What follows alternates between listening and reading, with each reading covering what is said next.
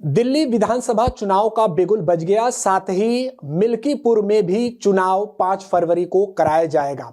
अब इसको लेकर बीजेपी, समाजवादी पार्टी जो अपने सियासी समीकरण हैं वो साधने में जुटे हुए हैं। हमारे साथ समाजवादी पार्टी के कद्दावर नेता, चंदौली से सांसद वीरेंद्र सिंह जी हैं, हम उनसे बात करेंगे। आप लोगों ने दिल्ली में तो आम आदमी पार्टी को समर्थन दे दिया वीरेंद्र जी, लेकिन जुबानी जंग वहां पर तेज है। रमेश बिदुड़ी ने जिस प्रकार से बयान दिया है प्रियंका गांधी पर, फिर उसके बाद दिल्ली के मुख्यमंत्री आतिशी जी पर, क्या कहेंगे इस बयान को, कैसे देखते हैं? देखिए, भारतीय जनता पार्टी किसी भी मुद्दे को उसका ध्यान भटकाने के लिए, डाइवर्ट करने में विशेष योग्यता प्राप्त की है। वहां पर भारतीय जनता पार्टी को कहने के लिए कुछ नहीं है। विकास के नाम पर कोई चर्चा नहीं कर सकती।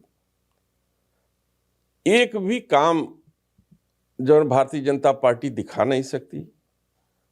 उनके जितने सांसद हैं वहाँ के दिल्ली के, वो दिल्ली के सांसद पब्लिक के बीच में जा नहीं सकते। तो ऐसी परिस्थिति में उनको ऐन वक्त पर अपने सांसदों को बदलना पड़ता है। और साथ ही साथ आज केजरीवाल के सामने जो कैंडिडेट उतारे जा रहे हैं, वो कैंडिडेट उसी भाषा का प्रयोग करने के नाते उनको राज्यसभा की टिकट से वंचित कर दिया गया था। तो जब वो कांग्रेस के हमारे एक माननीय सांसद को सदन के अंदर भद्दी भद्दी गालियां दे सकते हैं, तो उस दिए हुए गाली के पारितोष में विधानसभा का टिकट दे दिया गया और उनका मन और बढ़ गया। जब उनका मनोबल और बढ़ा, उनको लगा कि हमको गाली देने से ही हमको फायदा है, तो वो पहले श्रीमती प्रियंका गांधी को टारगेट करके उन्होंने गाली दिया, अपने को लालू जी से बराबरी करने की कोशिश की। दूसरा, जब वहाँ प्रियंका जी से माफी मांगे तो उसके बाद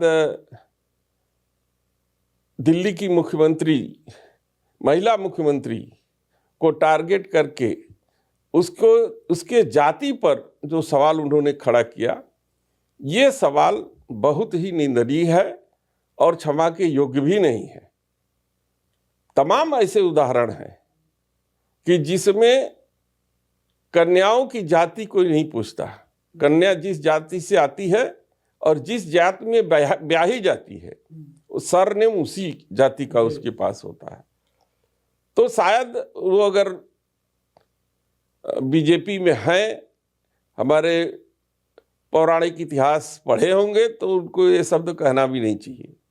तो इस तरीके की जो परंपरा है वो भारतीय जनता पार्टी करती आई है और केवल मीडिया माइलेज लेने के लिए जो है कि काम को लोग न पूछे, इन्हीं बातों पे चर्चा करें, इसके लिए ये सब तरह तरह के हथकंडे अपनाती है। अयोध्या के मिल्कीपुर सीट पर भी नजर है, 5 फरवरी को वहां पर वोटिंग होगी।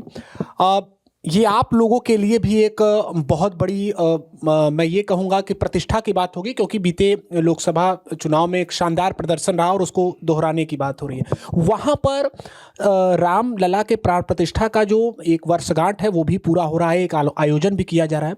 तो वीरेंद्र जी, क्या लगता है कहीं ये आयोजन का लाभ तो भारतीय जनता पार्टी नहीं ले लेगी? देखिए, अयोध्या के राजा राम लला जी ने उनका बिना साहित्य के, बिना किसी असमय में, बिना निर्मित हुए भवन में, उस मंदिर में प्राण प्रतिष्ठा कराने की सजा तो दे दिए है। अब रह गई मिल्कीपुर की। अब मिल्कीपुर का चुनाव है, वो आपने देखा कि किस तरीके से एक तरीके से चुनावी चौरस बिछा करके, जैसे महाभारत में एक तरफ भगवान श्री कृष्ण थे, आप समझ सकते हैं कि भगवान श्री कृष्ण से बलि कोई था नहीं, जी एक तरफ जो भगवान ही है। और उस युद्ध को जीतने के इच्छा शक्ति को छल से जीतने की जो कला कौरवों के द्वारा की जा रही थी, चौरस बिछा करके पहले तो वनवास भेज दिया। तो ये जो चौरस बिछा करके जो है जीतने की कोशिश कर रहे हैं, ये जीतना जो है उनके लिए संभव नहीं है। जनता समझ चुकी है और जैसे अयोध्या में जवाब दिया है वैसे ही मिल्कीपुर में भारतीय जनता पार्टी को जवाब मिलेगा। यानी श्री कृष्ण जी की भूमिका में आपके नेता अखिलेश यादव जी होंगे मिल्कीपुर में? देखिए, जैसे भगवान राम के वंशज के रूप में एक क्षत्रिय समाज का बच्चा है, क्योंकि राम का डीएनए में उसके डीएनए में कोई फर्क नहीं है, वैसे भगवान श्री कृष्ण के डीएनए में और हमारे नेता के डीएनए में कोई फर्क नहीं है। अंतिम सवाल, प्रयागराज महाकुंभ जब शुरू हुआ तो उसमें पहले किसी के एंट्री की जाने की बात शुरू हुई, उसके बाद फिर अब जो चर्चा है वो निमंत्रण पत्र को लेकर है। इसके अलावा भी वहाँ से कई ऐसी बातें आ रही हैं। आप इस पूरे आयोजन को कैसे देखते हैं?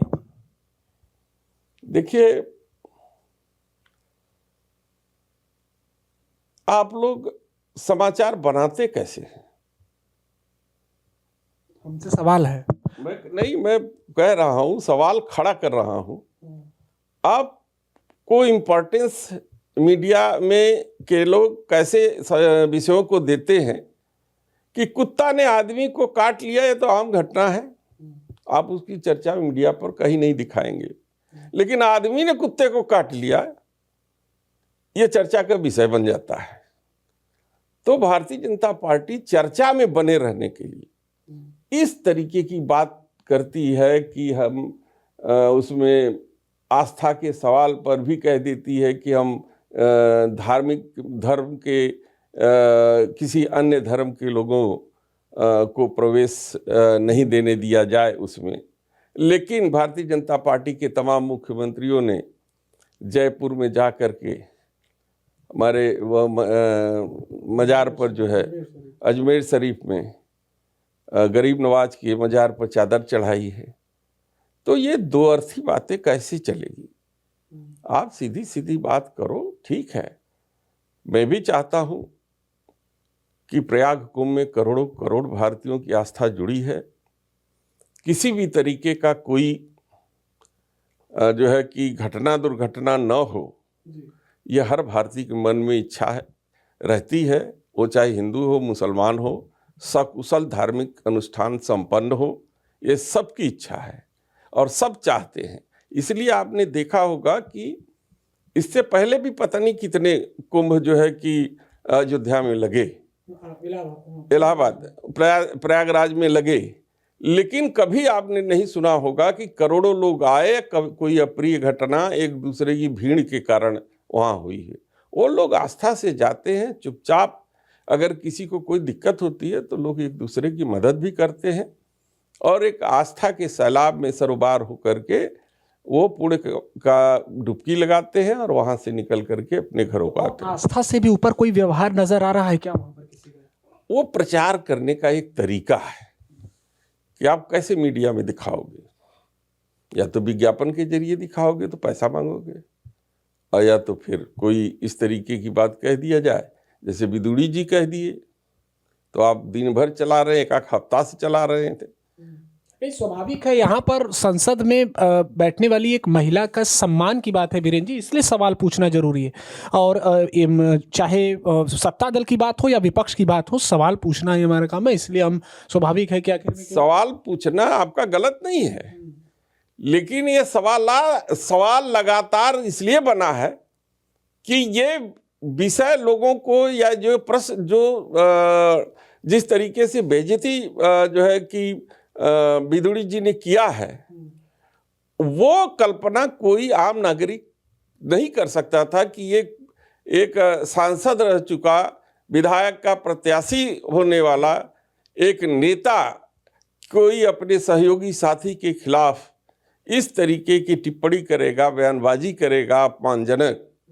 वो जब उसके सोच के विपरीत जब कोई घटना घटती है तो वो चर्चा का विषय हो जाता है, और वो चर्चा चलाने के लिए भारतीय जनता पार्टी के लोग इस तरीके का अंजाम देते हैं।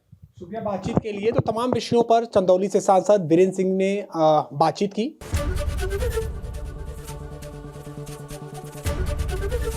एबीपी गंगा, खबर आपकी, जुबान आपकी।